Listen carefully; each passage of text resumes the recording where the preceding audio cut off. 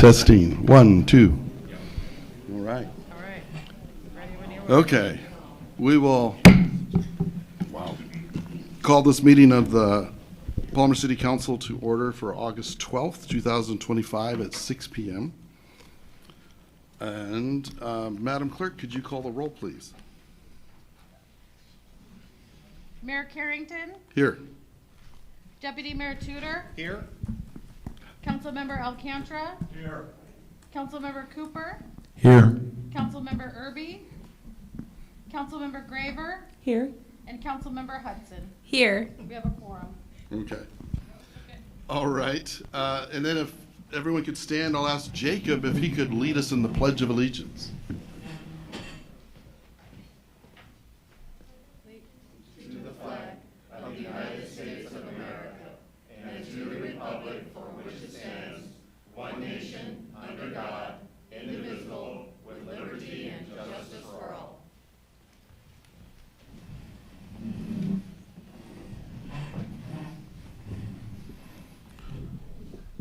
And next we have the approval of the agenda.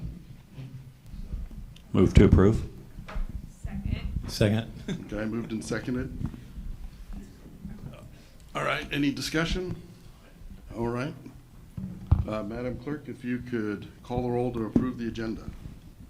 Councilmember Graver, Yes. Councilmember Alcantara, Yes. Councilmember Cooper, Yes. Mayor Carrington, Yes. Deputy Mayor Tudor, Yes. and Councilmember Hudson. Yes. It's approved. Okay. Next, we have communications and appearances. And first up is the proclamation for the Palmer High soccer team. Yeah. I asked the deputy mayor to read and present this. You want to grab a mic? Okay. I think he's played more soccer than I have. So. Oh, very little. It's been a long time. Hey, you guys want to come on down? Oh yeah. Come on, guys. And I'm sorry if I mispronounce any names. I'm terrible at that, so please give me some grace with the names here. Congratulations, guys. This is a proclamation honoring the 2025 Palmer High School Boys Soccer State Champions. Whereas the Palmer High School boys school soccer team displayed unmatched determination, resilience, and athletic excellence in capturing the 2025 ASAA First National Bank Division II State Soccer Championship. And whereas the Moose endured two grueling back-to-back matches, each stretching through regulation, overtime, sudden death, and culminating in penalty kick shootouts, defeating both the second-seeded Ketchikan team in the semifinals and the top-seeded defending the state championships, the Soldotna Stars, in the final. And whereas the Moose exemplified team spirit and unity, supported by outstanding performances from senior goalkeeper Kellen Keenan. Did I say that right? Yeah. Yeah, there we go. Who stood strong in goal throughout the tournament. And whereas players including Bodie Miller, Cole Miller, Elijah Von Guten, Caleb Von Guten, Parker Johnson, Noah Gallego, Finn Adams, and Storm Shady. Did I say that right? Did I get that right? This correct me if I'm wrong. Okay. All rose to the occasion with heroic penalty kicks showing both skill and grit under pressure. And whereas this championship marks Palmer High School's second boys soccer state title and the first in 30 years, forging connections across generations between head coach Blake Livingston, son of 1995 championship coach Rich Livingston, and current players whose parents played on past title contending teams. And whereas the 25 championship team reflects Palmer's rich tradition of athletic excellence, with many athletes competing at the highest levels across multiple sports, including hockey, swimming, and gymnastics. And whereas this victory not only highlights athletic achievement, but also the character, perseverance, and unbreakable bond of a team that truly lives by the motto, Palmer on 3, family on 6. Now, therefore, be it proclaimed that Steve Carrington, Mayor of the City of Palmer, Alaska, on behalf of the City Council and the entire community, do hereby congratulate the 2025 Palmer High School boys soccer team on their historic state championship win and commend them for their sportsmanship, determination, and pride in representing Palmer. So be further proclaimed that August 18th, 2025 shall be recognized as Palmer Moose Soccer State Champions Day.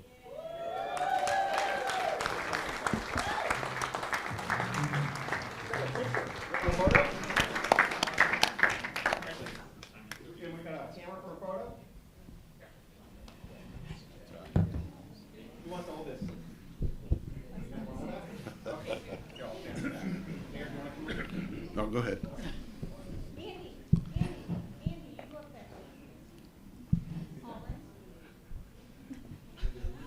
Oh, I'm good. I'll be in the back.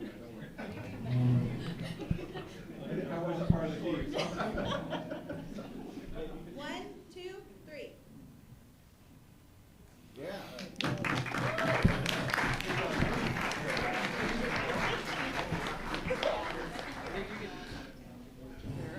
If you can stick around for a few minutes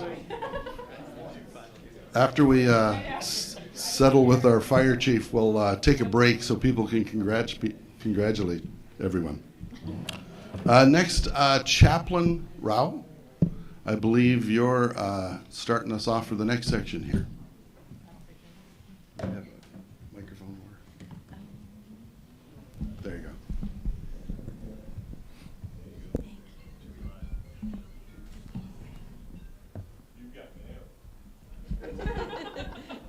Yes, God? No, just kidding. All right. We gather here this evening for the time-honored tradition in the fire service of swearing in and pinning. The taking of the oath is not done so lightly, and tonight is especially significant as we witness Chief John Paul Prevost officially and publicly accept his responsibilities to our department, community, and the Constitution. Let's pray. Our gracious Heavenly Father, may Chief Prevost step into his sacred calling soberly and with humility, knowing he can call on you for strength, wisdom, and direction. Lord, we ask you to go before him, protecting and guiding him as he leads our department and serves our community. We also ask for protection upon his family, as we are grateful for the service that they are giving to our department and the community as well. We at Palmer Fire and Rescue welcome Chief Prevost into his new role and are proud to serve under his leadership. Please unify us through your spirit for service and bless the leadership of Chief John Prevost. I pray this in Jesus' name, amen.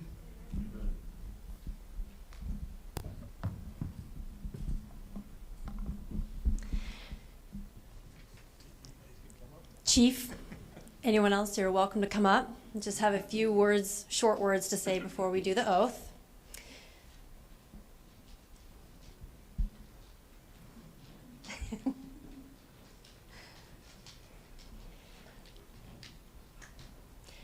Chief Prevost has dedicated 28 years of service to the city of Palmer.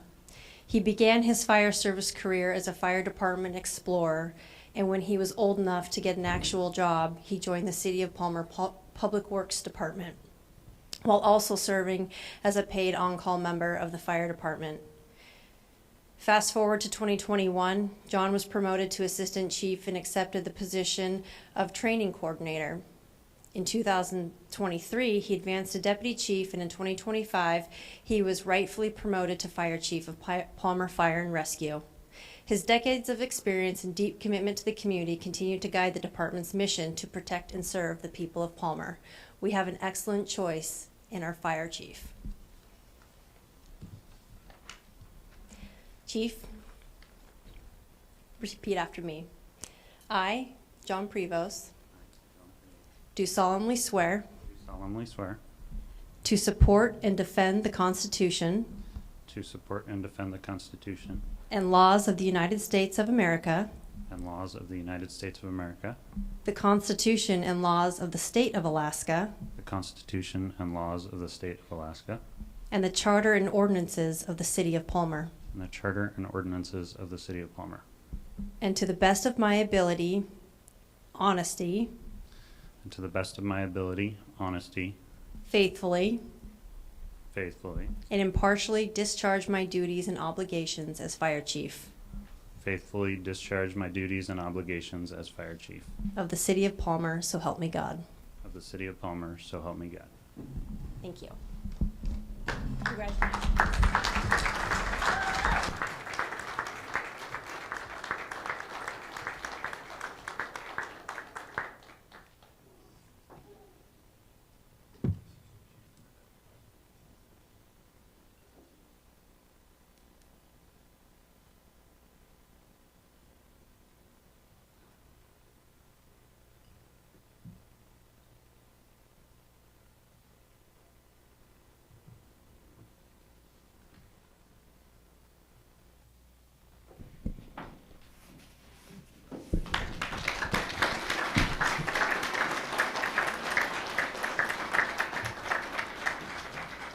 And we'll take a little break here. I think there's one or two people that want to congratulate him.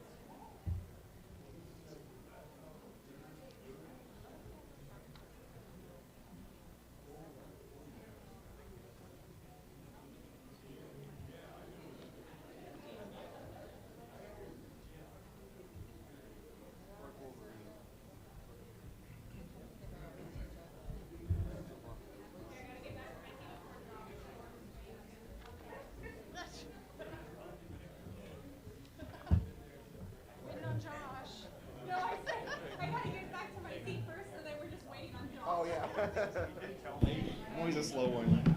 All right. You made us late. Yeah. If we go over tonight, it's because of you. It's because of Josh. Not my All right. you. Okay. We'll come back to order. Next, we have city manager's report. Thank you. Can you hear? Okay. First, I would like to extend my heartfelt congratulations to the fire chief as you exit the building. I look forward to working alongside you and will count on your leadership as we continue to build a stronger and more responsive team. Thank you. All right, on to business. Significant progress has been made in our transportation infrastructure with the completion of the Fireweed Avenue improvements. This upgrade provides a substantial improvement to traffic flow, improves pedestrian safety in the area, as well as ADA compliance issues. My decision to repurpose the unused portion of our depot lot has proven successful. Just even looking outside tonight, those spots were filled. Through thoughtful planning and evaluation of ADA compliance requirements, we increased public parking downtown by over 21 spots. Additionally, by installing several new paths, we've improved handicap access to the city center, reflecting our ongoing commitment to safety and accessibility.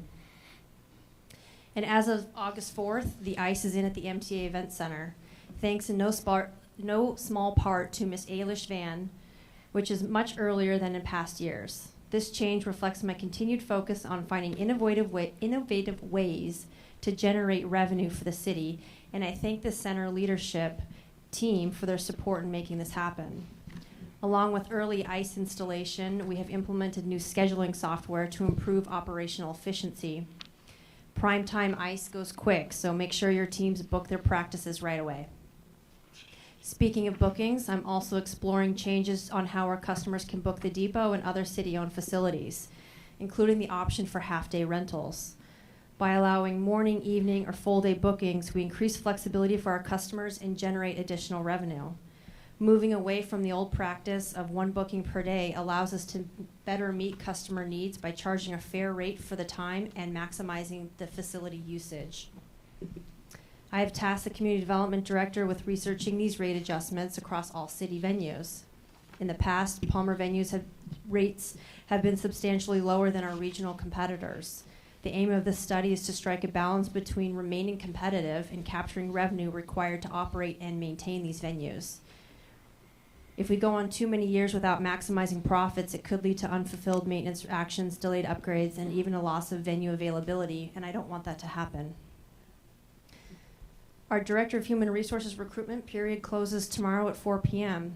We have interviewed all candidates who have applied thus far and expect to decide later this week regarding what the city will offer. This has been a long process, but I remain hopeful that the candidates for selection are qualified and will accept the position. Public safety remains a top priority. 10 days ago, the City of Palmer participated in a regional public safety work session. I was thoroughly engaged and briefed on the topic weeks beforehand, and I can say with confidence Palmer was well represented by our highly qualified police chief, commander, along with our dispatch supervisor, who also attended.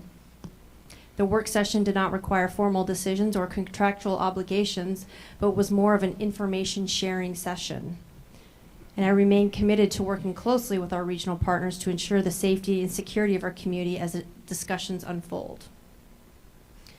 The library construction RFP has been officially posted with bids due by September 10th at 2 p.m. I encourage all interested parties to submit a bid. This RFP can be found on the city website under the Doing Business tab. I've been approached by multiple city leaders on the topic of annexation. Currently, our city services and infrastructure extend miles beyond the Palmer's defined city limits. In fact, we provide public safety services and infrastructure to much of the greater Palmer area. While my research is ongoing, it appears that to remain innovative and continue providing the quality services residents expect, we must strengthen and expand our revenue base. Annexation is a step that would benefit residents by giving them a stronger voice in shaping Palmer's future. It would enable the city to continue addressing critical needs, such as replacing infrastructure like the Evergreen Avenue water main line, and advancing important projects like the Bogard Booster Station. Strengthening our base will allow us to maintain improved services within city limits and in the areas already served outside those limits. It would also position us to continue to grow into the greater Palmer area as more residents seek city-provided services. We will continue to share updates and create opportunities for community discussion as this idea moves forward. Finally, don't forget, the Alaska State Fair begins this week. I'm looking forward to seeing everyone out there enjoying everything this event has to offer. And lastly, I know that there are continued ongoing questions regarding the golf course. However, the city continues to operate the golf course and has no plans to close it currently. I would now like to invite the airport manager, John Dementi, to provide a department update and discuss upcoming legislation.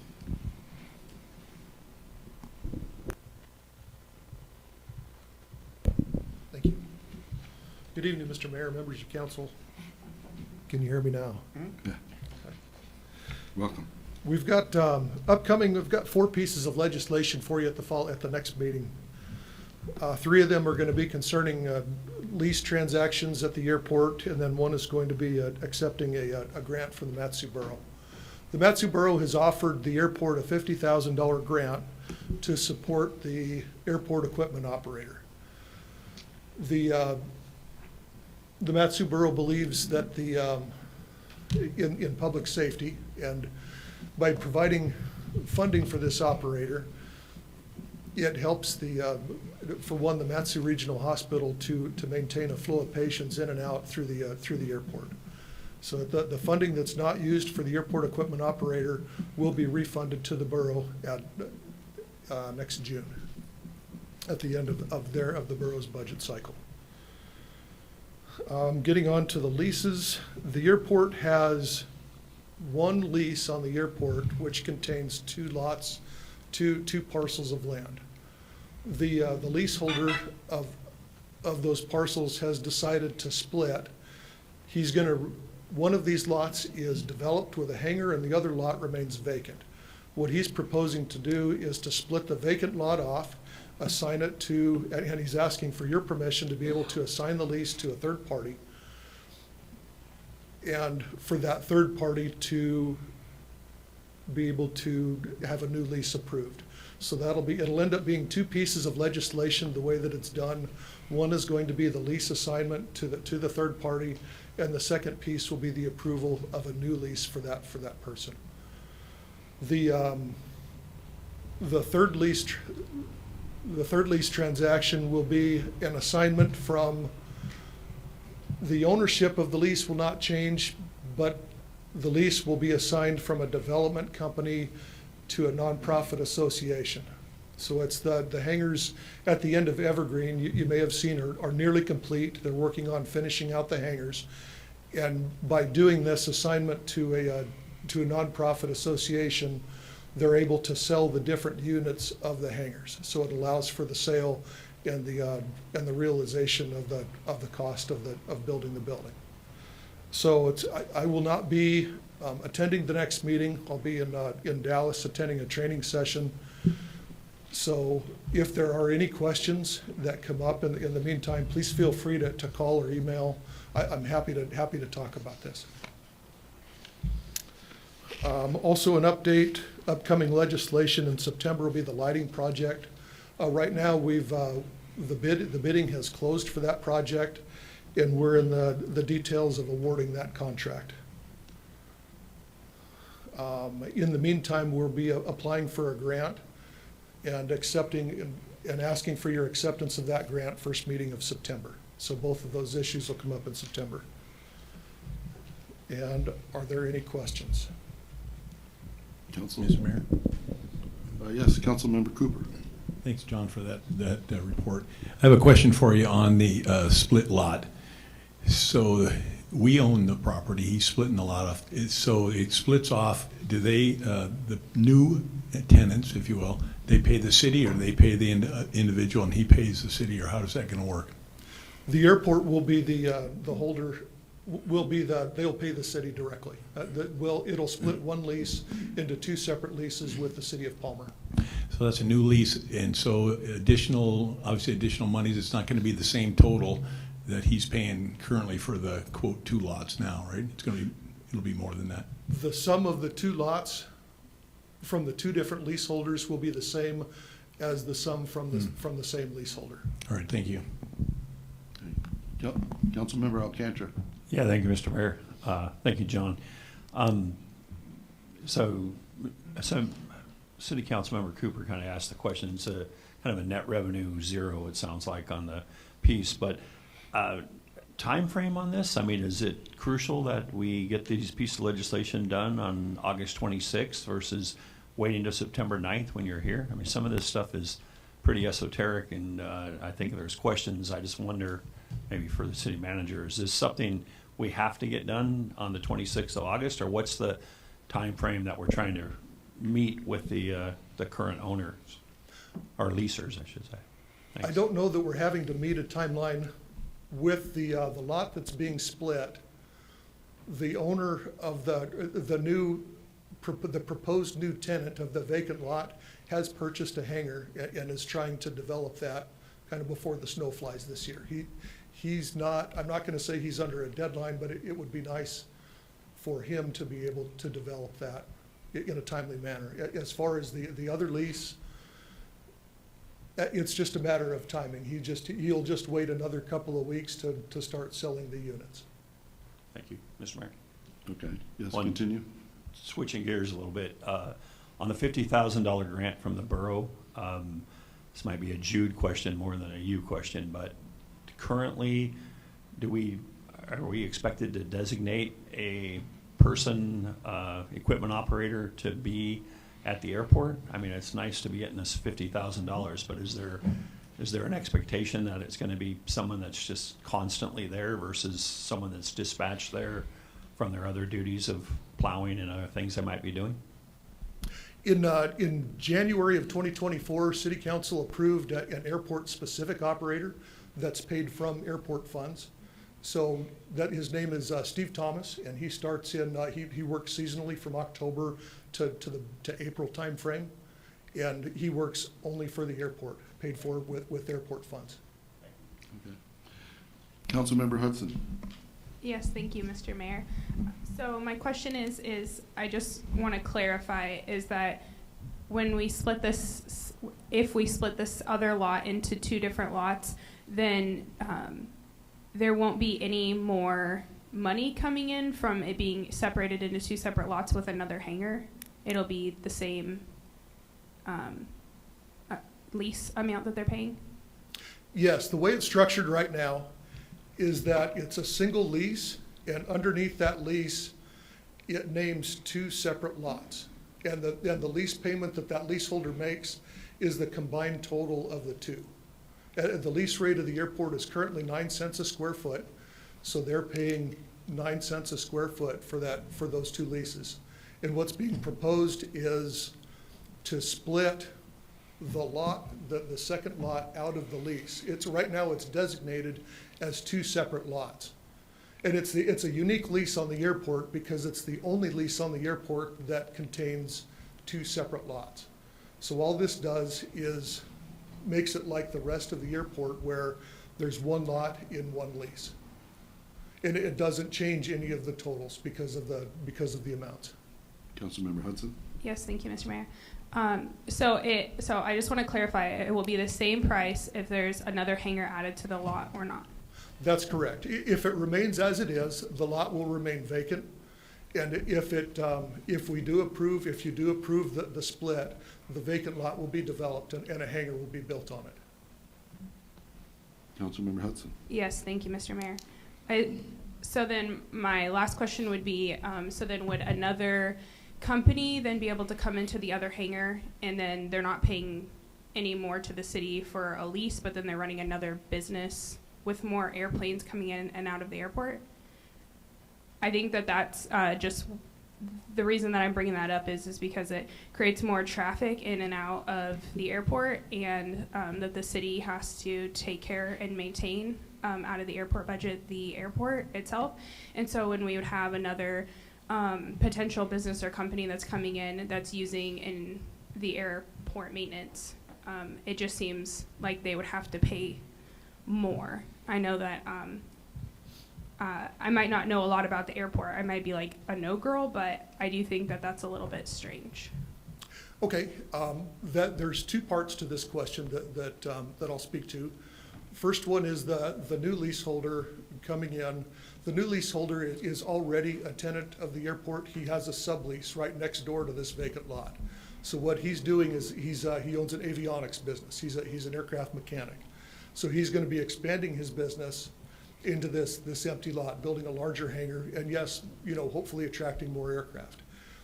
The reason that now getting into the second part of that question, attracting more aircraft is beneficial to the airport because more aircraft coming in is more traffic, and that's more folks buying fuel and more folks coming in and visiting the city of Palmer.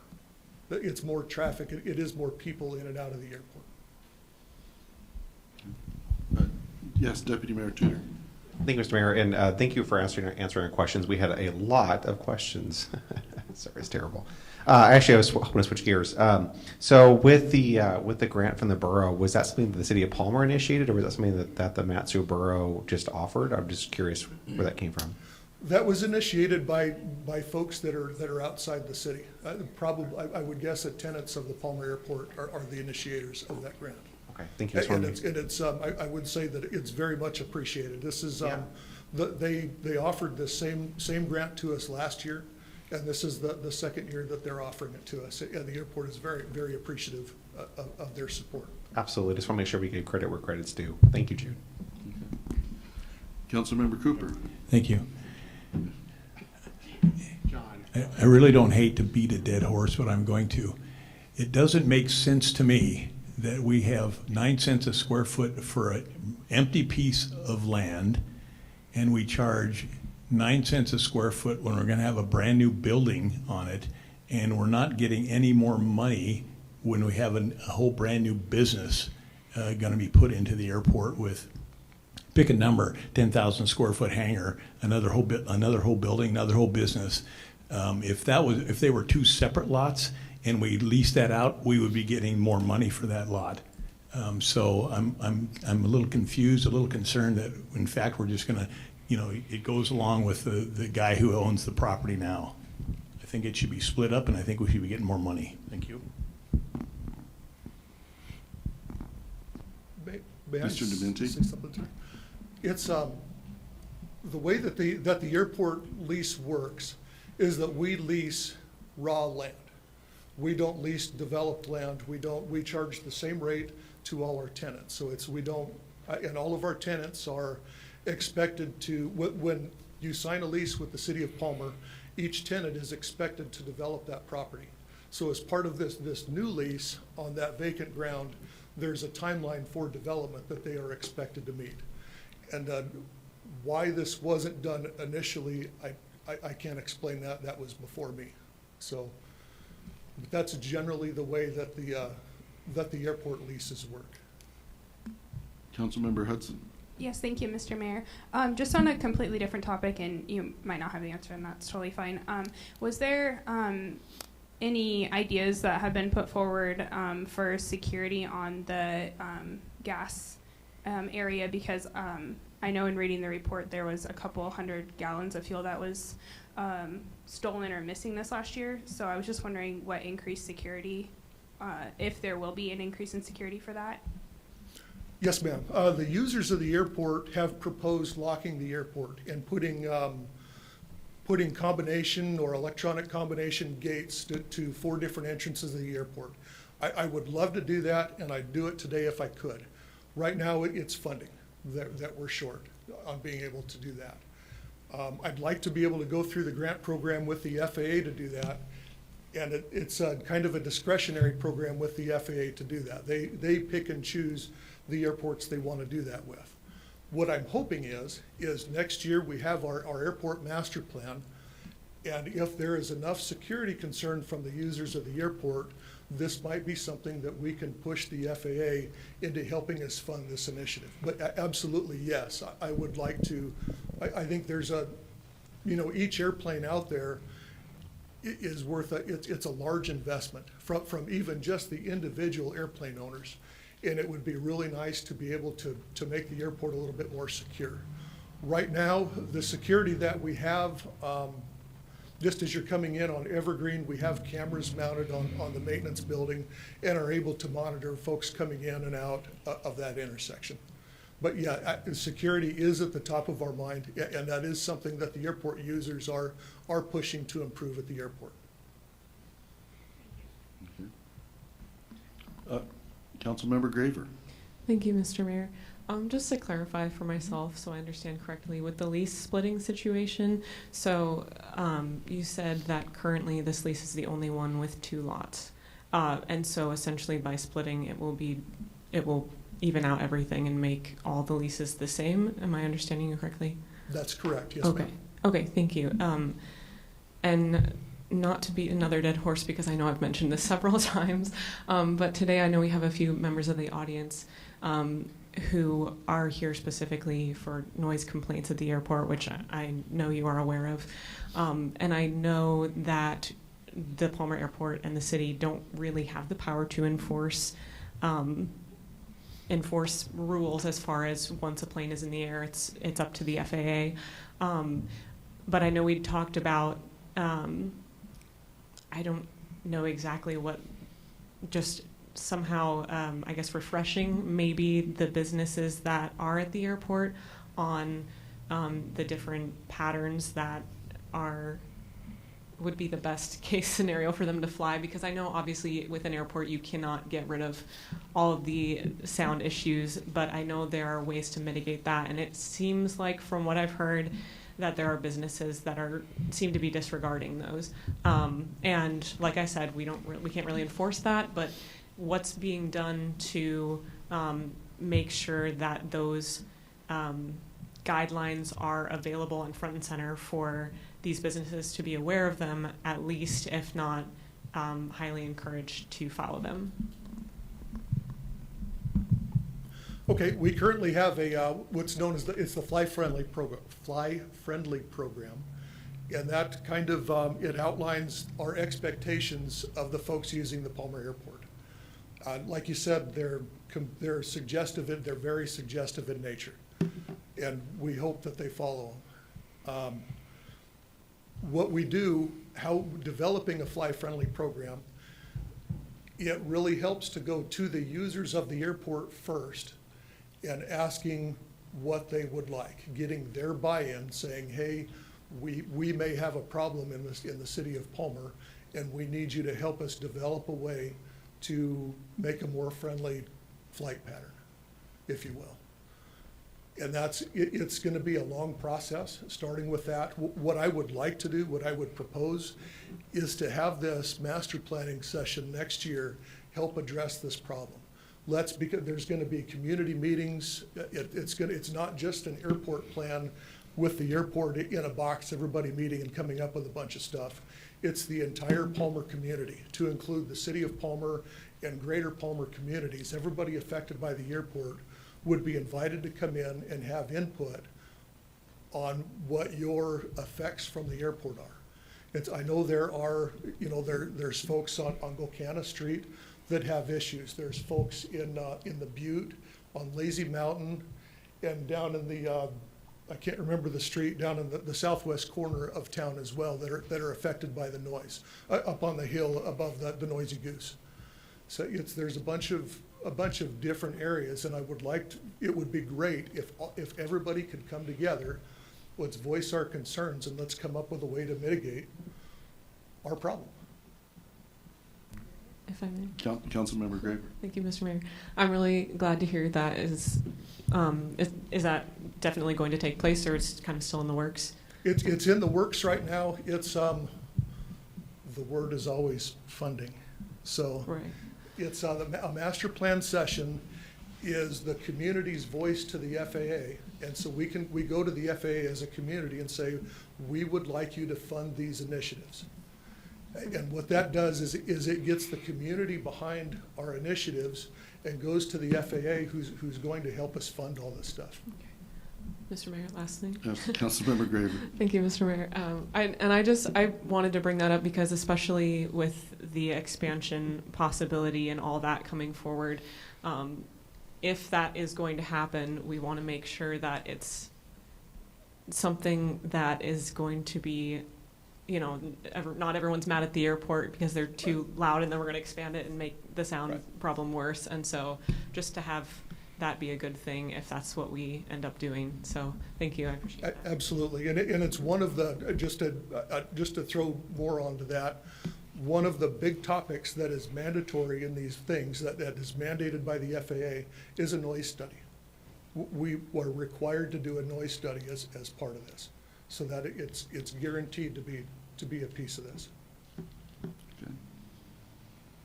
Councilmember Hudson? Yes, thank you, Mr. Mayor.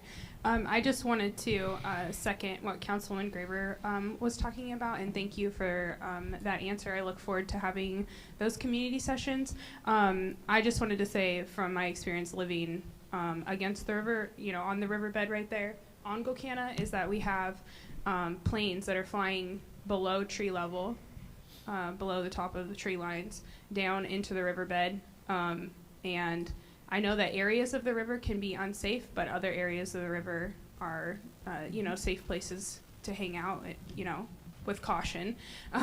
But, when you have a family that's down there, collecting rocks or playing in the little streams and stuff, or even hiking up and down that trail, when the planes get that low, they do get pretty loud. And so I think that if there was more distance and height given, that the sound would not be as loud. But I just think if a company wants to, or a person wants to lease from our airport but can't respect the other people around them, that's a concern. And so I think that's what the constituents are bringing forward, and I think that that's a correct concern to have. Absolutely valid. Yes, ma'am. One other thing that I would say to that is the FAA does have a rule about, and it's pretty subjective, it's called careless and reckless. If there is an airplane operating in that manner, they can be reported to the FAA, and the FAA is required to investigate. Mr. Mayor, can I respond to that? Councilmember Hudson. Yeah, thank you. Yes, and my uncle is the head of that department in Juneau, and so he is going to be visiting soon to check that out, and I think that that'll be really great, because then they'll be able to see in person kind of what's going on and discuss those things with those individuals. So thank you. Okay. All right. Thank you, Mr. Dementi. Thank you. Madam Manager, was there any more for your report, or is that? Okay. Next is my mayor's report. I had a written report, and is there any questions for me? Councilmember Alcantara. Yeah, thank you, Mr. Mayor. As always, I really appreciate your written reports.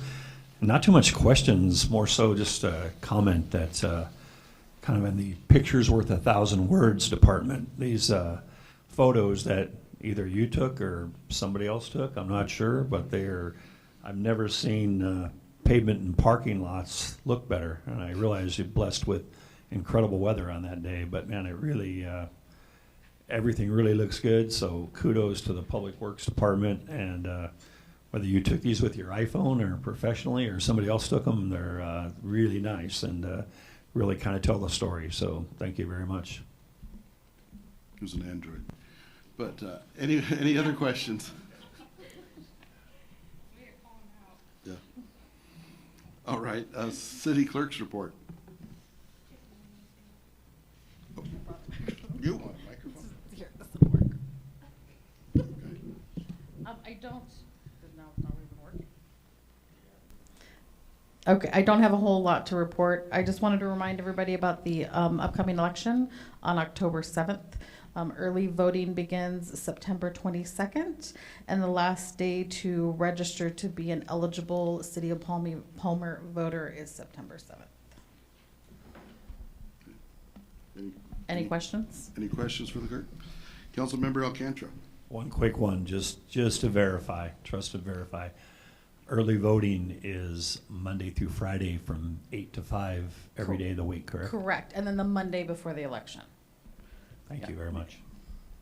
at City Hall. Any other questions for the clerk? And I don't know that we have the attorney with online. We do not. The attorney's in Germany and not available Okay. by any communication. Okay. All right. Next, we have audience participation. Council meeting rules protect your right to testify and be heard even if others in the room disagree with you. Council meeting rules also ensure that those attending can express their views if they do not interfere with the rights of others to see and hear the proceedings. At all times, order and decorum will be maintained in keeping with the civility and dignity of the legislative process. Please be respectful during audience participation. No disruptions to city business or threats of any kind will be allowed. Individuals who cannot follow these guidelines will be removed. Any threats against others could result in criminal prosecution. Please sign in, state your name, and 3 minutes per person. We have audience participation. Scott Lindblom? My name is Scott Lindblom. I'm on independent living council and state level, federal. I'm gonna let you know is I talked to file a complaint to Chamber of Congress, file a discrimination against people with disability, the right of way. This is a law right here. Bylaw says, Alaska Code, Alaska Administrative Code, Title 6, Government Offices, Part 4, Compliance with American Disability Act. Chamber don't follow ADAs. Chapter 65, Compliance with American Disability Acts. Title 2, Complaint with Prosecute ACCC 65.0380. Design ADA Coordinator. Part D, Department ADA Coordinator must be Board Commission and Department of ADA Coordinator with concern of Commission of designing a Board Commission ADA Coordinator. Well, good news is I got 78 loaders in Council on Disability Education. We work with 38 health witness stand-up across the state. How many ADA attorneys do not have a background of ADAs? I call American Bargaining Associates, call complaining Danielle, state level. I talked to Superintendent Governor involved. So this could be a big fight to this. And this involves this American Federal 49 Transportation Independent ADA. Should you point out an ADA law enforcement? What is ADA violation is shutting down street closure of right of way, discriminating against senior, veteran, and handicapped people cannot get into street market at last Friday. We need to get Chamber to follow ADAs. That means all over the United States, this state, Alaska. We complaining to state level, we complaining to federal level, we complaining House with Assembly. This is enough. Follow laws. You are a city council, don't have ADA background, you need to get ADA certification. I got mine. I teach ADA University, Iowa. So I would be respectful to Chamber after this, and I'm going to be nice and calm. This can be no ADA coordinators, no ADA advisory board, this could go to federal court and state court. Okay, that's your 3 minutes, sir. So I'm going to let you know that. And that's why I told myself, be stuck up myself for disability, handicapped people can't get into that thing. Thank you. Tom Roberson? I'm coming. Okay. I'm slow, but I'm coming. Yeah. Tom Robertson is my name. R-O-B-E-R, no T, S-O-N. We're having an earthquake up here. Anyways, for 2 years, I've been working this hydrant, this fire hydrant, at mile 37 of the Glen Highway. I've been working on trying to get this hydrant that right by a water main that goes underneath the highway to the hospital. And I've been trying to get this hydrant elevated. Now, because the road has been elevated, it's a divided highway now, and up where the fire department can see it and use it. But you can't see it really. It was down below where it got covered with snow, if you can find it at all. And I wanted to make it I call it emergency fill station for the fire department, meaning I was hoping for 2,000 cubic yards of gravel to make it where one fire truck or two fire trucks could come in and turn around, fill up with water, and leave. And that way they wouldn't be on the highway. Since the highway has changed, being a divided highway, they can't easily now pull out and turn left and go to the hospital since it's a divided highway. Well, since then, after my 2 years of doing this, the city manager told me that they removed the hydrant. And I think they removed 9 of them. There was a purpose and a necessity that the hydrant was there to begin with. That's a proven fact. When you take a hydrant out, you greatly increase the risk and the liability for the city because you remove the hydrant. That is the protection of the people. You negated their fire insurance policy. I didn't go talk to those people that their fire insurance has been jeopardized when you take the hydrant away. But there will be some mad people over that one. I didn't dare talk to them. So anyways, all I'm asking for is those hydrants be put back in the ground where they belong. My mother, she heard that. She'd have come up here and say, put it back where you found it, leave it alone, and keep your filthy mitts off of it. That's the way my mother would have handled it. So anyways, I'm just telling you, to prevent more liability and more of a risk, that hydrants need to go back where they were. It's proven that they were needed. You can't just go jerk them out of the wall. There's a fire hydrant on the wall of a fire extinguisher. It can sit up there for 50 years and never be used once. But that one time you need it, it better be there and it better be working. And you can't tell OSHA or the fire department or any insurance company, oh, we don't need a hydrant, we'll just take them out. We don't need a fire extinguisher. We'll just decide to get rid of them on our own. You can't do that. You greatly increase the liability and the risk if you do something there. So I'm asking for the hydrants to be put back in, especially the one in mile 37. A gravel pad built up so it's at the same grade as the highway there, where fire trucks can safely pull off the highway and turn around.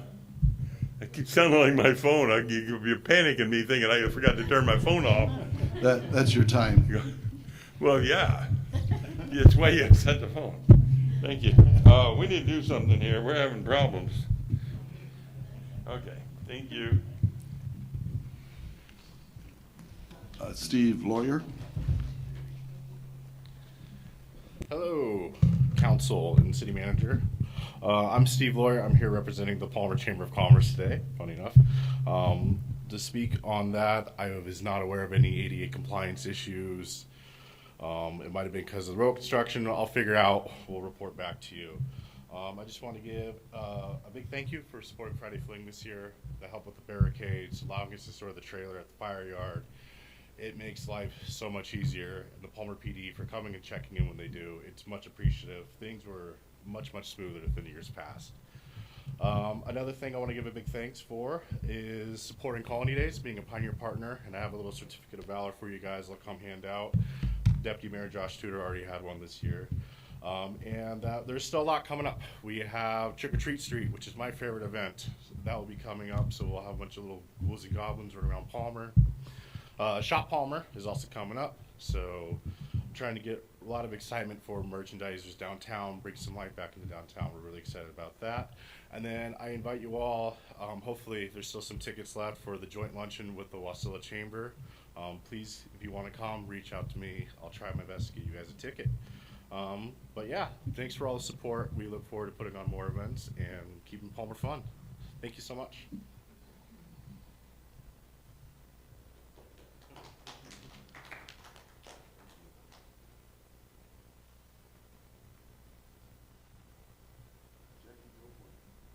Helps if you turn on. Jackie, go forth.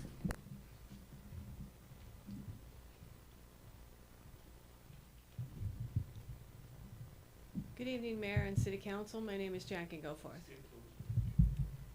Fine. Good evening, Mayor and City Council. My name is Jackie Goforth.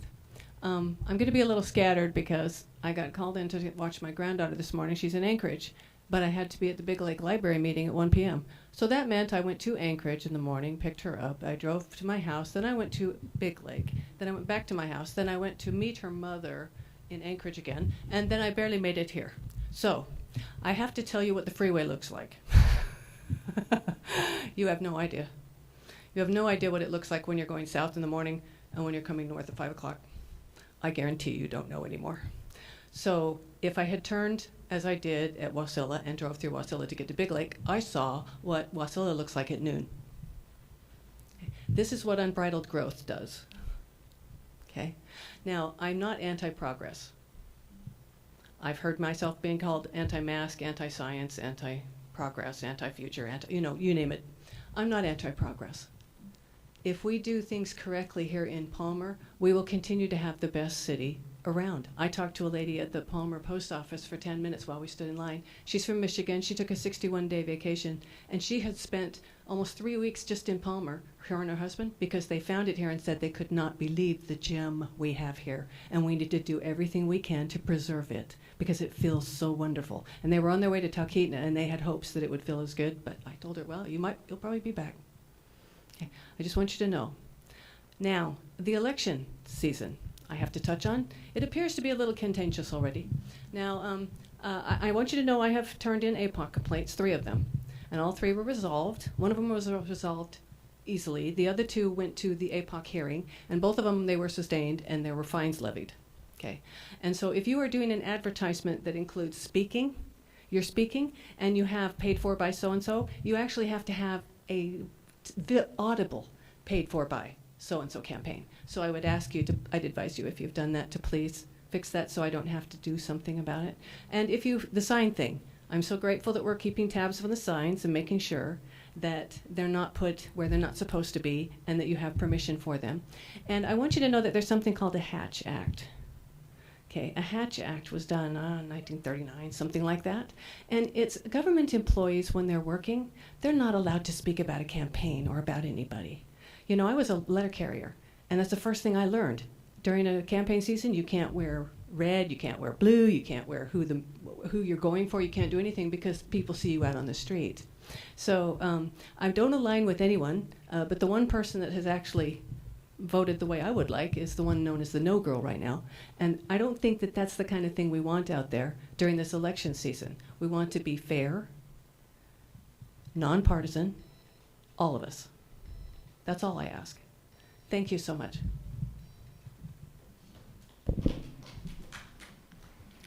Jack Lua, did I get it right? Hi, council members. My name is Jack. I live on East Evergreen, and I've been there with my wife since 1997. I'm hoping to motivate the council to act proactively rather than reactively to a situation on our bike paths. The situation is the use of bike paths by motorized vehicles. There's an ongoing problem with four-wheelers and dirt bikes, which are already forbidden by city ordinance, but regularly ignored in my experience as an almost daily walker from East Evergreen to the Springer system. There's a new situation that involves battery-powered vehicles, specifically battery-powered motorcycles. According to 2 conversations with Palmer PD officers, they are exempt from consideration as motorized vehicles on a bike path. These vehicles can easily obtain 65 miles per hour. How can they be permitted on bike paths when you don't allow regular EVs on bike paths? I don't understand the difference. On July 8th, 2024, 79-year-old Nadra Williams was struck by a 19-year-old on a dirt bike while walking on the designated paved bike path in Big Lake. She died the following day. I Googled minimum velocity to kill a pedestrian by motorcycle. The article they cited was by American Automobile Association for Traffic Safety. The average risk of death for a pedestrian reaches 10% if you're hit at 23 miles per hour, 50% at 42, and 90% at 58 miles per hour. These electric motorcycles that I'm seeing in town almost daily can go from 0 to 60 in 2.2 seconds, 0 to 105.5. Their average maximum speed, depending on the model, is 80 to 120 miles per hour. Class 2 e-bikes are allowed a maximum of 20 miles per hour, Class 3 e-bikes 28. Again, on Google, I looked up crash force. This is the impact to your body. The average weight of an electric dirt bike is from 100 to 250 pounds. Your average teenage male easily exceeds 140 pounds. For easy math, crash force is mass times velocity. So for easy math, I use 200 pounds, that's the weight of the motorcycle plus the rider, at 20 miles per hour. something I've easily observed and more on the bike path. That results in an impact force of 4,000 pounds, 2 tons. Imagine this to a young mother with children on the bike path, elderly individuals, often with osteoporosis, and people with pets. Can we pass an ordinance to stop this, along with law enforcement? Hand-wringing and lamenting after the fact is a little bit too late.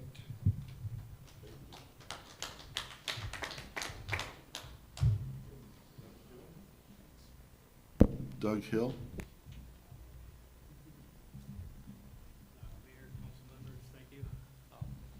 Opportunity to talk again, talk to you before. I sent you all an email this morning. If you haven't looked at it, and regarding noise over at Gulcana Street, I live at 437 South Gulcana Street. I've talked to you guys before. Got 2010 through 2020. It was pretty quiet. In 2020, I started getting awakened in the middle of the night about any time of day by somebody doing touch and goes. I'm speaking primarily about touch and goes, practice landing and takeoffs. If you haven't looked at the Fly Friendly brochure that the City of Palmer has produced, I hope you will, because it would really help a lot. Pretty simple things. I think there's solutions. I'm certainly not averse to airplanes. I grew up with them, like I told you. In fact, I just chartered one to fly off of Beaver Creek last week on a river trip. So, small plane, helio courier. The one thing I'd like to read off the back of the Fly Friendly brochure, which is aimed at pilots, the Fly Friendly brochure. It's by following the Fly Friendly program, aircraft noise over the adjoining neighborhoods will be effectively reduced. The airport is not suggesting any unsafe practices, but it encourages a more thoughtful effort to help the Palmer Municipal Airport be a good neighbor. I don't want to have to move, but if it continues, I might have to, just for health reasons. It's gotten better. It's a little quieter this summer. Partly right now it's because they're flying to the south, taking off to the south. Once they start taking off to the north, like I say, we get takeoff, left-hand turn, downwind. And then I just read this about the neighbor, because I got great neighbors. I love my neighbors up and down the street. It's a great neighborhood. It's safe. And I hope the Palmer Airport will continue to be a good neighbor too, and nobody else makes noise like that in the neighborhood after hours, or they're all they're all respectful of the neighborhood. So anyway, I can go on and on, but John rereads my thoughts a little bit with what he said about this planning commission. So, and thank you, Carolina, for bringing this up. So thank you all. Thank you. Is there anyone else for audience participation that hasn't spoken yet? We're done. Quick, we're done.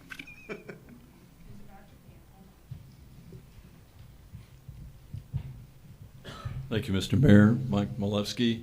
I live here in beautiful downtown Palmer, and I was interested to listen to the description of powered vehicles.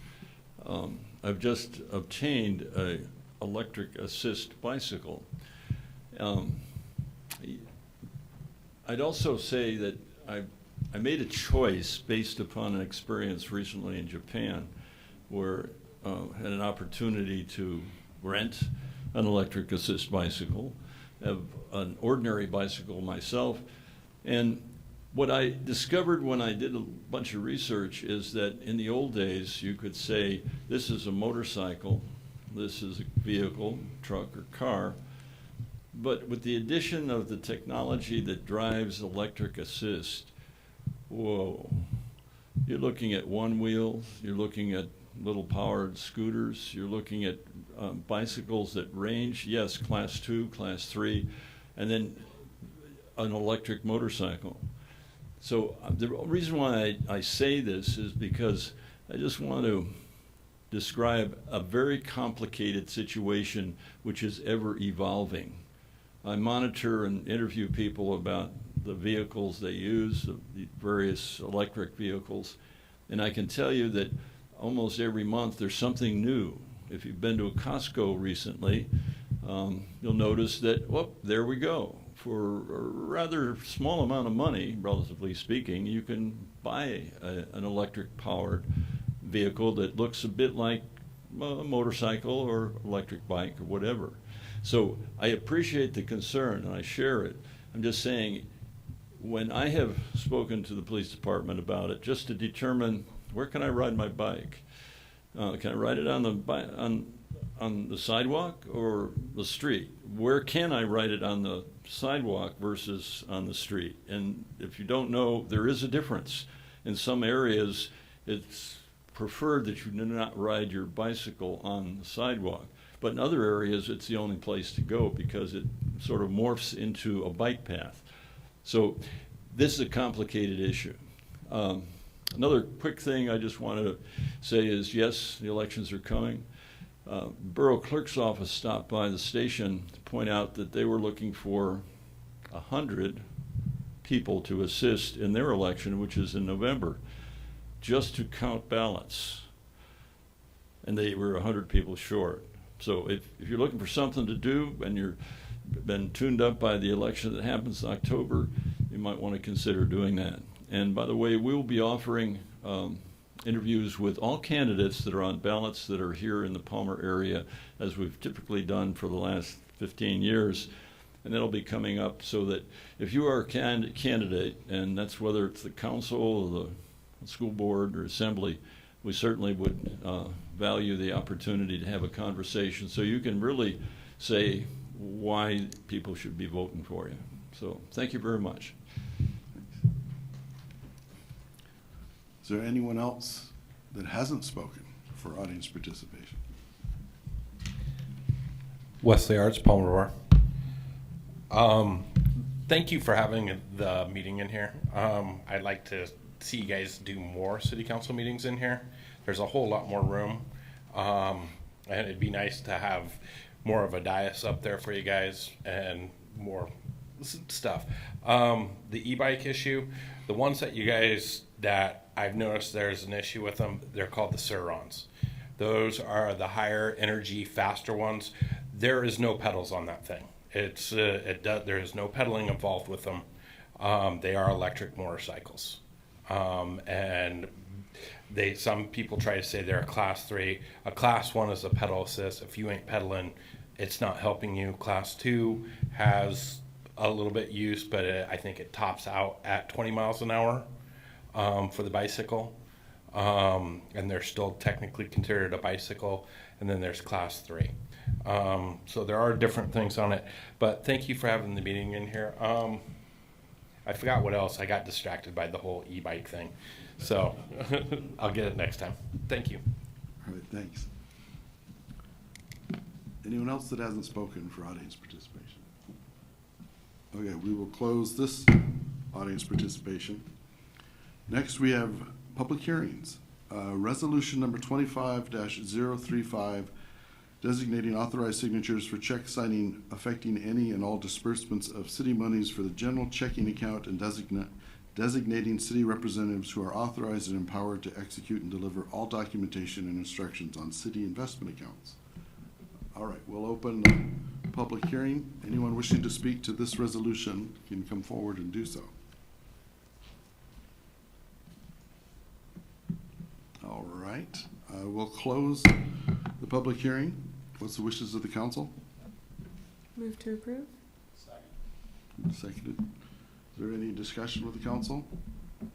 Councilmember Alcantara? Yeah, thank you, Mr. Mayor. I'm just kind of curious. So we do this on occasion, to make sure, and I think we're doing it this time. Obviously, we have a new city manager that's been with us just a little less than 4 months. But do we continue to add folks like our finance director and others just every time we do the resolution? Is there like a 3-year cap on how long they have authorization, or does their authorization not expire until they, leave employment? Madam Manager? The authorization is good as long as the person on the signatory line is employed with the city. We move forward with adding Ms. Baskett and myself because in October we will be losing one of the signatories and we can't legally have only one person signing the checks. The city code requires us to have 2.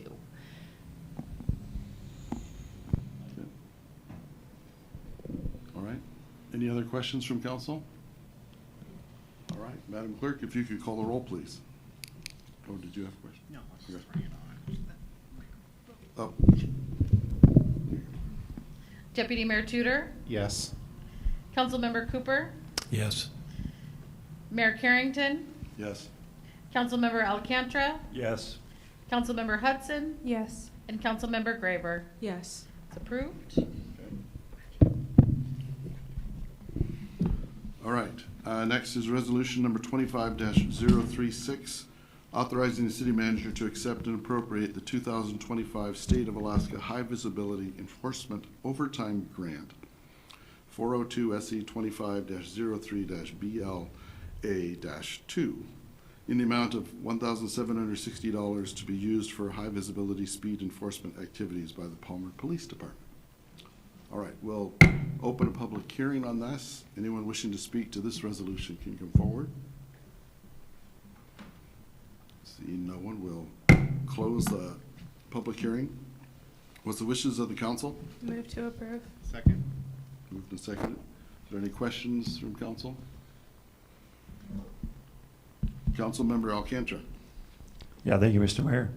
Not noticing any police presence here, but I'll ask the city manager. So these grants come to us, and I'm just always curious why the dates of the dedicated enforcement are previous to us approving them. And so I just wonder, I mean, was this a special 1 week, July 20th through the 26th? Because when I read the grant, it seems like there's an open date period, but is it, do they tell us as our local police departments, this is the week we want you to have more service, or do we decide the dates? Because I just wonder, with the state fair beginning and other things, it seems like a Labor Day weekend or a fair weekend would have made more sense than us being here on August 12th approving something that took place a couple of weeks ago.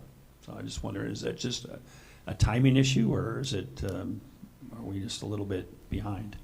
This is a timing issue, but we allow the police department to pick the dates that they find most advantageous to enforce this grant.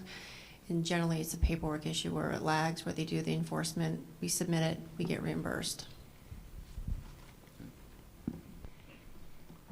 All right.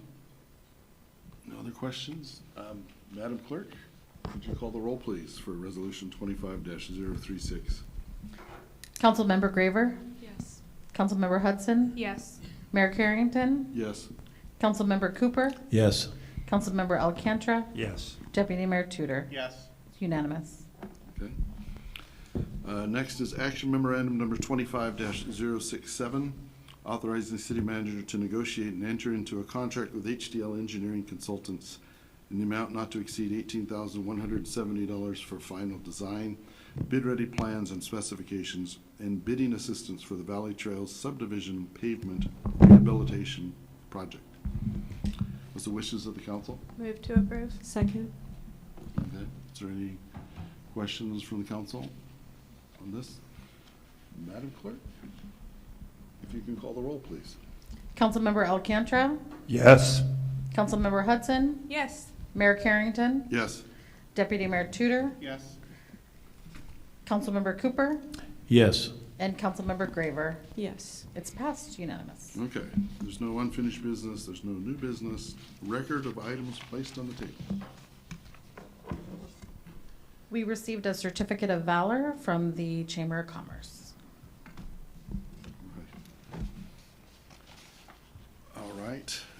Next is audience participation number 2. We'll open audience participation. And this is the second chance. And I guess I'll write names. When does my time start? When you finally state your get- When you state your name. Or 3 weeks from now when I finally get to this. I'm sorry. I apologize there. I'm still interested in putting a memorial out in front of by the city hall. There's a flagpole there. I want to put this memorial with a plaque for the peace officer that was shot, Jim Rowland. I want to put it right there. I haven't heard anything else back from the city or anybody, but I'd like to put it there. The police department seems to be in favor of it. So in other words, if you came out of the city council meeting and you headed like toward the bank, the First National Bank is here.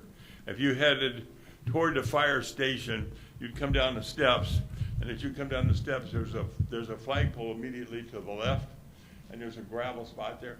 I'd like to put it right there where it's out in the open, where people can see it. I wanted it as a place of distinction and honor where people can see it as they pass by. The family originally was going to put it out at the graveyard, and I said, very few people go there. You won't see it. And the people that are there usually got other sad things on their mind when they go to the cemetery. I want the city to be proud of their peace officers and recognize them with honor and distinction. And that's why I want that memorial right there where it's deserved. It would be a dishonor or disgrace if we didn't do at least that much. Thank you. I still have an earthquake. Still got an earthquake going on here. No, I lived here during that time. That was really sad. Oh, believe me, I know I was up there. I know what you're talking about. Anyone else for audience participation? Please start with your name. Maggie Lua. I was here when Officer Rowland was killed. It was uncalled for, unnecessarily. They should have had more cops because the guy that killed him was a bad guy. Who cares about him? The only one that matters is Rowland. But yes, he should be honored. He did his duty for the city of Palmer, and he ended up getting killed by an awful person. So I agree with him. And I know a lot of people would too, inside and outside of this city. And I have another point. It's to the airport manager. You need to talk to the residents that are near the airport, all of us, because I live on East Evergreen, and let me tell you, those planes are so noisy, so uncourteous, having the helicopters fly over our house, airport, treetop level. Do you know what that is like? It makes my house shake. Thank you.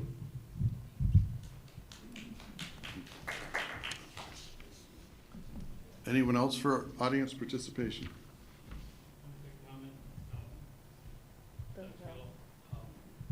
I'd just like to say ditto to Jack and the... Your name, sir? I'm sorry, Doug Hill. Thank you. Sorry. I'd just like to say ditto to Jack and about the e-bikes on the trails, I mean on the sidewalks, et cetera, pedestrian walkways, and then also I have called the police, but I'm seeing more like unlicensed motocross bikes and four-wheelers on South Colcana Street going by. I tried to stop a couple of them and talk to them, but you just kind of get a blank stare. So anyway, thank you, Jack.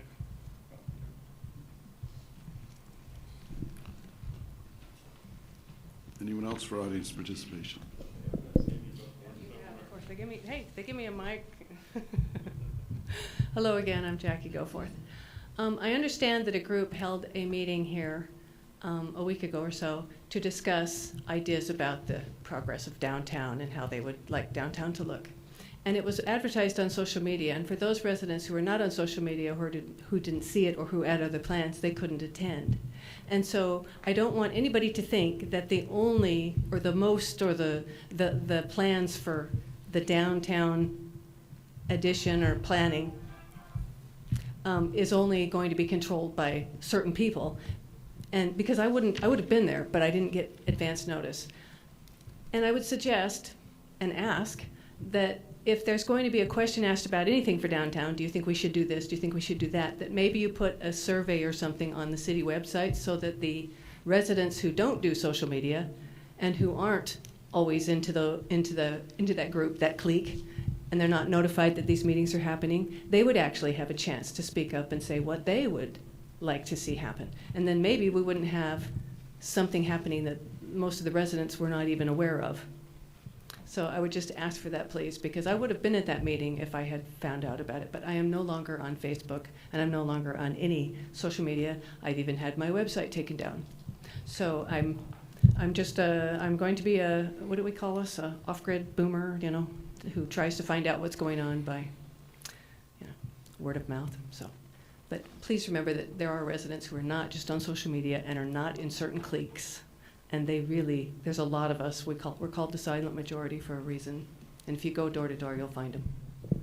Thank you.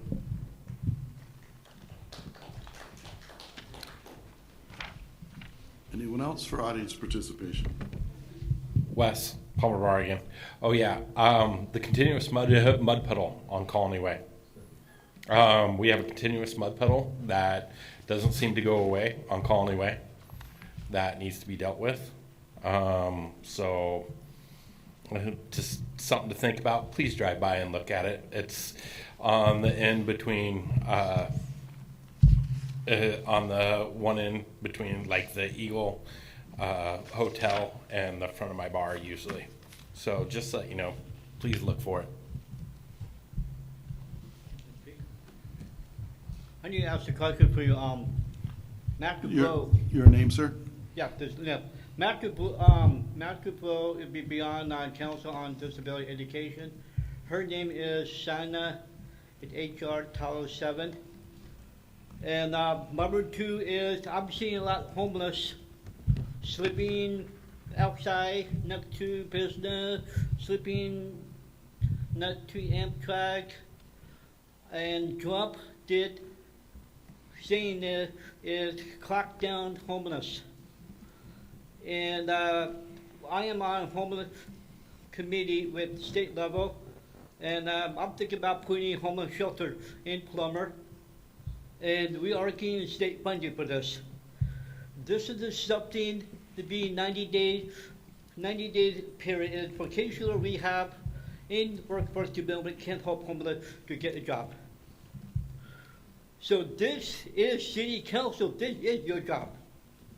This is your community. You need to follow a federal and state laws and under federal legislation. Homeless, say, do you have $1 after buying a pack of cigarettes? We are not safe in walking early morning and sleeping by Amtrak, walking down the street, holding a sign during traffic. I've seen children, I've seen guys who want to cut their hair in business for $50 and they not have a certification. I'm thinking about report this, because Trump did make an announcement early today is local government police officers that will be going to federal cops. That's on the statute. Because I know what's going on in federal level and state level. We need homeless shelters to 90-day period to get them off the street. Anchorage got one. Mosilla got one. Why can we have 5,600 and they cannot able to get a job, but it's not my problem to hire them. So I do not know what the best solution is.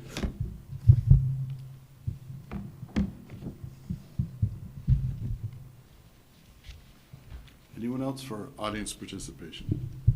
Good evening, Mayor Carrington and council members. I am Cache Garrett, candidate for mayor. Hello, townspeople. I listen to meetings online, and every time I do, I hear a bunch of noise that makes it hard to hear. And I think that I have come to the solution tonight. It's because people like to touch the podium. In public speaking training, which I've had a lot of, we're taught not to touch the podium. So you will see people who are accustomed to public speaking, they won't touch a podium. But for those who aren't accustomed to it, and we embolden them to come talk, what I'd like to suggest is that we have a microphone on a stand. This is a suggestion we can employ immediately, and it'll cut out all of this. Thank you for listening to me, and thank you, Cabbage Radio. Anyone else for audience participation? Hi. I'm Tiffany Mukabia, and I live here in Palmer. And I was listening to the MTA rink report from the new, well, like 4 months in city manager. But I kind of realized that she's a little new to being the city manager, and probably doesn't really know that in the last 7 years, our youth hockey, we developed a co-op. We call it the Valley Thunder. And so my oldest son, Malachi, he went to nationals twice with the Valley Thunder. And my middle son has gone to nationals twice with the Valley Thunder as well. We did a co-op with the Eagles, the Avalanche, and the Palmer Pioneers. And so it's 3 associations because we realized Palmer was getting beat like 20-0. We couldn't compete. And ever since we did this co-op with the 3 associations out here, our teams have been phenomenal, and we're competing at a national level. 2 years ago, we brought a national title back to the Valley, and we've brought 2nd and 3rd place back in the last 2 years. So I'm up here because Officer Rowland and honoring him, but our youth in Palmer, when you walk into the MTA, a former, employee of the city of Palmer, who was very dedicated to hockey, wonderful gentleman, didn't like the fact that we did a co-op for the Valley Thunder, and so their banners are not hung there at the Palmer rink, at the MTA rink. They're folded up upstairs, not even in the locked cages. I could go in right now and walk away with the banners. But when you walk into Menards and the Brett, our kids' names, their national banners, they're honored, and our Palmer kids, they do ask, why are our banners not hung up? And we've gone through a few rink managers there in the last few years, and they've tried to hang them up, and miraculously they come down folded up next to the lock cages upstairs by the exercise equipment. And so it's just something, we got a new city manager, we have people that have retired from the city. Our kids are asking, like 5, 6, 7-year-old kids are asking, why are they hung up at the Brett? Why are they hung up at the Menards? But we play in Palmer, we live in Palmer. We're talking about competitive rates. Ice rates are already expensive. Us parents are paying those ice rates, but our banners aren't hung up at the MTA rink. So just something to think about. I know exactly where they're rolled up. At the rink, I could certainly tell you where they are, but the kids do notice. They really do notice. I'm a hockey mom of 3, and, our parents are paying the bills too. And see them at the Brett and see them at the Menards, but not at our local home rink. It's just, it's good for the kids. It's good for the youth to be able to see their names up on those banners. They've worked hard for them. So that's all I wanted to bring up. Thank you. Anyone else for audience participation?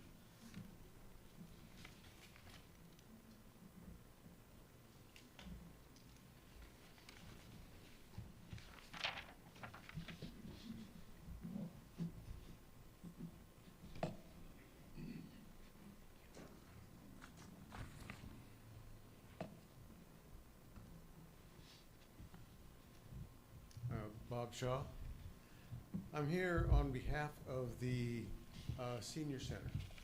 I sent you all an email a couple of weeks ago, or at least a week ago, about the Senior Center. The Senior Center is going through a lot of problems right now.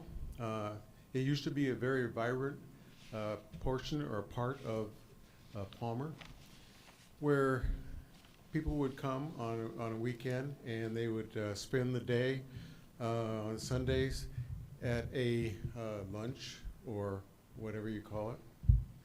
Sorry, I'm a little bit nervous.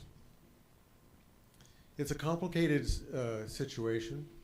I realize that, but I think that there is a solution, and I'd like to see that you guys, as the Palmer Council, would step in and help. By helping, I mean, I think that there's a way that both of the community can benefit and the Palmer seniors can benefit. If the Palmer city was to move to the Palmer Senior Center, would give you plenty of room for council meetings like it is now. It would be a community center. There's a lot of things that could go on there that isn't happening now. We're shutting down so many different aspects of the center They've lost a lot of their funding from the different places that they normally would get them. I don't know why that is. Right now they have their board of directors is a 9-person board, but there's only 4 active members. So I'm not even sure that they have a quorum to be able to get business done. They've decided to have elections for new board members that is a little bit different than what they've done in the past. Normally they do it at their annual meetings, but they have decided to have a special election in November. Why they're waiting till November, I don't know. I was on the council a couple of years ago. I'm a past president of the Palmer Senior Center. I'm very concerned about it. I work there now as a volunteer. I go down to cars and I pick up day-old food and scratch and dent, and I take it back to the center and we distribute it to the seniors that are in need. And we do that 4 days a week. We will lose that if the center was to close down. And right now it looks like the center might be closing down. One of the last things that they had that is That's being your time, shut sir. down is the gift shop. And that'll be shut down here in about a couple weeks. So please get involved, please. Direct, if we can, extend this a second. If you could direct the city manager to at least talk to the management at the senior center, and maybe something can be worked out. Maybe the combination of the senior center and the city can be something that's viable. Thank you. Thanks. Okay. We'll close audience participation. And next is council comments. Councilmember Alcantara, shall we start with you? Yeah, thank you so much, Mr. Mayor. Thank you, everybody, for coming out here tonight. And I think I'll second the emotions that having meetings here does have a lot of appeal. I mean, I was the one who set up the room. I don't know anything about the audio that Mr. Molesky has to do, but it seems like you guys should be about 3 rows closer to us to kind of have the same vibe that we have at our regular city council chambers. But I appreciate the fact that folks showed up on another glorious Tuesday evening. Glorious Tuesday evening because it's my 30th wedding anniversary, and my lovely bride, thank you, my lovely bride, Rosetta Alcantara, is on her way back from Chicago, but she, along with me, I think I did some part of it, raised 4 kids here in Palmer, and she put up with that and countless pets, and put up with me for 30 years, just a marriage, plus 4 years of going out with me before that. So kudos to my wife, who may or may not ever listen to this, but she may go back if I tell her I said kudos to her. Congrats to Chief Provost, fantastic appointment, and just the time that he's served our city, and I think our fire department's going to be in good hands for hopefully a good while. So thank you for that. Congrats to the Palmer High boys soccer team championship. That was fantastic to have them here today. Got back little memories. I'll admit, growing up, I was never a soccer person. I was a baseball, basketball, football person, and never really cared about soccer. But my lovely daughter, who's 24 now, was the co-captain of the Palmer High girls Moose soccer team back in 2018, 2019. So with her playing soccer for 4 years, I got fairly well versed on how soccer works, and now it's won't call it a favorite sport of mine, but it's certainly up there. There's certainly a lot of things, audience participation, and just so folks know, we don't get to ask you guys questions. So know that we're taking everything in, and there's almost too much to address in council member comments, whether it's the hanging of the banners that Tiffany mentioned, whether it's the ADA issues. There's so many things, the fire hydrants, the noise, the e-bikes, the motorcycles, everything that gets mentioned. know that we're taking notes of it. It's just that we can't interact with you and say, what about this, what about that? But I like the idea, at least to look into the Palmer Senior Center idea. I know I've had many lunches over there back in the 90s and the 2000s, and it's sad now what it's become, and I didn't realize their board had kind of crumbled into a non-functioning, non-quorum filled board. So there's certainly some things to potentially address, because that is kind of a heartbeat of the community, and I know we lose a lot of seniors on a regular basis, but there's still a lot of folks that have made Palmer what it is over these last 75 and even more years. So I think I hit on pretty much everything I had written down. I know I couldn't quite address anything and everything, but again, if there's a way to make this depot work temporarily, at least through the summer months, as a place to have council meetings, the comfort level for us, for me, speaking for me, is off the charts compared to what it is over there. So thanks for being here, and maybe we can make this a little more common venue for council meetings. And thank you, Mr. Mayor. Okay. Councilmember Hudson. Thank you, Mr. Mayor. I just want to thank Chief Prevost for stepping into the position, and also to his family. It's a commitment not only for him and his dog, but also his wife and his children. So I want to thank them for that. I also want to congratulate the Palmer High School soccer team. And I just wanted to thank everybody for coming out tonight and all the great ideas and support. I really appreciate all the audience participation.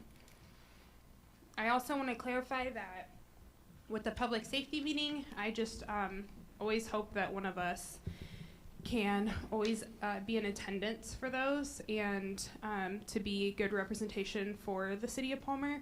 So I'm just hoping that next time, we can make sure that somebody from the city council, whether it's our deputy mayor or our alternate deputy mayor, is in attendance.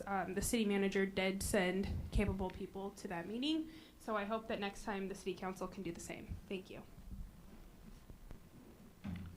Councilmember Graver. Thank you, Mr. Mayor.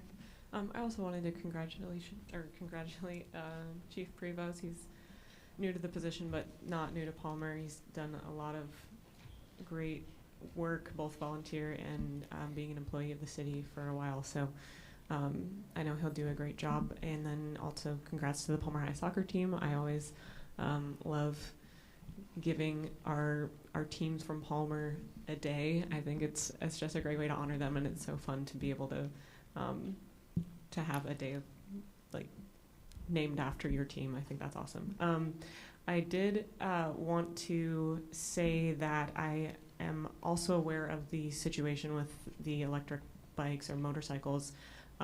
Actually, just last night, I have an actual motorcycle, and I was driving, just enjoying the evening in Palmer, and I had two teen boys, probably on electric bikes speed up behind me on the road, and they were going faster than I was on an actual motorcycle, and it was definitely not safe what they were doing, and I don't know if they were trying to start something, but it didn't feel like the appropriate way to be riding an electric bike, and it wasn't even on the sidewalk. So, and then today I also saw a more electric motorcycle-looking situation driving on the downtown area sidewalks, and because of that, and also hearing from constituents, I would like to ask for council support to have our city attorney look into ways that other cities have handled this type of bike situation, and what they do for different classes, whether it's putting one specifically on just street versus maybe the slower electric bikes, or the class 1s and 2s maybe can stay on the sidewalk depending on how fast they go. I don't know how all that works, but I think that would be a really good thing to take initiative on. So yes, if I could have I support. would support that. Thank you. And as Councilman Alcantara mentioned, there's a lot of things were brought up in our audience participation today, which is really great. And I feel like I can address a few of those. I would also ask about those hockey banners. Is that would be something Building and Development would address? May I ask for council support, or would I ask for council support to direct the city manager to talk with the building development director? I'd ask the Mr. Outs? manager to figure it out and tell us about it. Okay, sure, that would be great. Thank you. Sorry,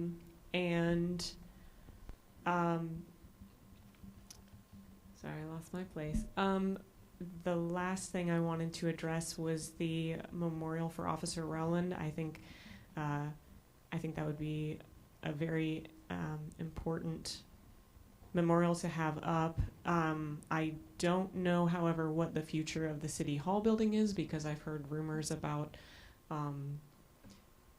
just different rumors about what's going to happen with that in the near future, and so I don't know if that would be something to wait for until we have a more permanent situation with that, because I know that would involve moving a large memorial, and that might not be the best approach at the moment. But is that also something, if you could look into that, that would be really great. I would also support that. Okay, thank you. But also, even considering, just in my support, I'm just saying also something, we passed the Veterans Memorial for Right. them to look into that for the library area.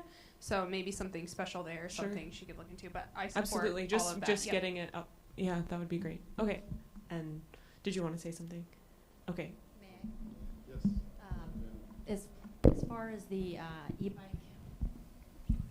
legislation is going, I'm already looking into that. In fact, Anchorage has adopted similar code that follows state statute. So I'm already working with the police department on that. I had a conversation with them this morning. So that's already in the works, and we'll work with the city attorney when she's back here. Great. As far as the memorial, we do have in code that has to go before the committee about placements of all memorials on city-owned property.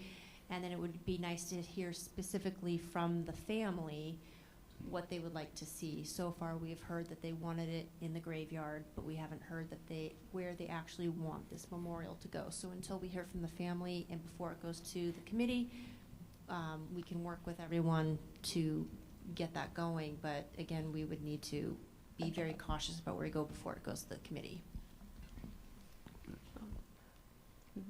Thank you, Councilmember Mr. Graber. Thank you. Thank you. You're wonderful. It's great to hear that you're, a step ahead of me already. So that was all I had tonight. Thank you guys for coming out. I really do enjoy that we can fit more people in this space. And I do like the idea of using the Palmer Senior Center just because I know it would support them. And I mean, being here is very central, but the Palmer Senior Center is just a short distance that way, so I don't know if that's something we could look into, but I guess I would ask, is there any movement already being made to work with the Senior Center? Have we reached out to them at all? Let's get through the comments and I'll address it. That's all I have. Alternate Deputy Mayor Cooper. Thank you, Mayor. Kudos, obviously, to everybody else who's already talking about this. To the chief, he was a cadet or whatever you want to call it when I was on planning and zoning way back when. And kudos to the high school team, soccer team. Unlike Mr. Alcantara, I did play soccer a lot. I coached soccer and I reffed soccer actually up here for a number of years. It is good to see Palmer win, because the last time one of the winners was Colony. So, it is great to see our guys. In regards to the flight path and the noise, this is something that probably the city won't do, but in San Diego, the city or the feds came in, and in the flight path, the cone, if you will, that leaves the airport noise corridor, they went in and they replaced all the windows and all the doors with triple pane glass to eliminate the noise problem. I don't believe that we have the money to do that, you know, but it is something that other cities have done, and it's something that potentially, you know, we could look at maybe in the future. Thank you. Deputy Mayor Tudor. Oh, He's talking loud. I'm good either way. Okay, thank you so much. I'll use this one. Okay, thank you so much for everyone for being here. And although I will say the other location for this meetings is I kind of like it when it's really hot and stuffy. I don't know about you guys, so you know, a little bit too breezy here and comfortable. But I just want to say thank you so much to the city manager and Gina, finance director. We had a really good report in our packet today, and just want to say you know, a good sign of a good manager is that you're one step ahead. And I just want to say thank you. It seems like you got everything taken care of. And also thank you so much, Councilman Graver, for the support of the officer Roland Black. Thank you for that. And also, I just want to say that the FFA auction that happened this weekend was amazing. Really fun. I got to talk to a gal there that had a pet sheep for a while and actually kind of slept with her. It was really amazing and kind of be like a house pet. Pretty cool. And so I just want to say thank you so much also for all the volunteers that are going to be helping at last state fair. That's going to be a really great event coming up really soon. Thank you to the Chamber for Friday Fling and Calling Days. I'm surprised it's already over. It was a really great event this year. And also thank you for, like, you know, talking about the volunteers. The Palmer Lions Club is going to be doing the tickets again. And then of course we're going to have the Palmer Rotary Club helping out with the bag check for the concert. So a lot of volunteers get together to help make this event happen. And, you know, having the state fair here in Palmer is something that we should never take for granted. It's a really amazing thing to have that here. And it's really important that we support that, the state fair. It's really good. And also just wanted to ask, you know, when we were getting the update from our airport director, John, that we need some funds released for a airport community meeting. I just want to, so I was hoping to see if we could council support just to kind of come up with a plan for that, what's needed to make that happen. I think that would be a good thing to do. I'm assuming that's referring to city funds, but I could be mistaken. But I'd love to kind of see a game plan as far as what we could do to make that happen. I'd support that. Okay, thank you. And also just coming up, I'll be speaking at the Valley Board of Realtors meeting on the 13th. So I'll be getting a little update on the city of Palmer. So that should be really good. Thank you.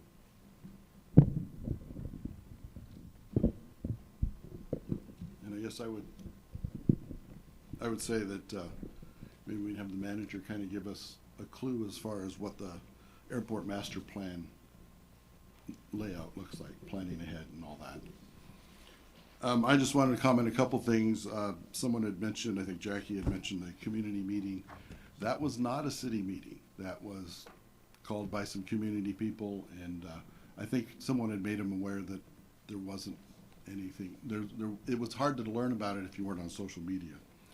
But I just wanted to comment about that. And then with the senior center, I've reached out to try to contact Tim, the executive director, and just, you know, try to have a sit-down chat. And just, I guess I want to caution us, this is a nonprofit, and they have a board, and that we're the city, and I don't want to make it seem like the city's a vulture that wants to come in and take over their building. I want to talk with them and see, you know, what can we do to help. But, you know, I don't want to be looking like we're drooling to get a building or something. Anyway, and that's, our meeting will be adjourned at something. 7:48. 7:48. All right. Hey, Scott, John Alcantara.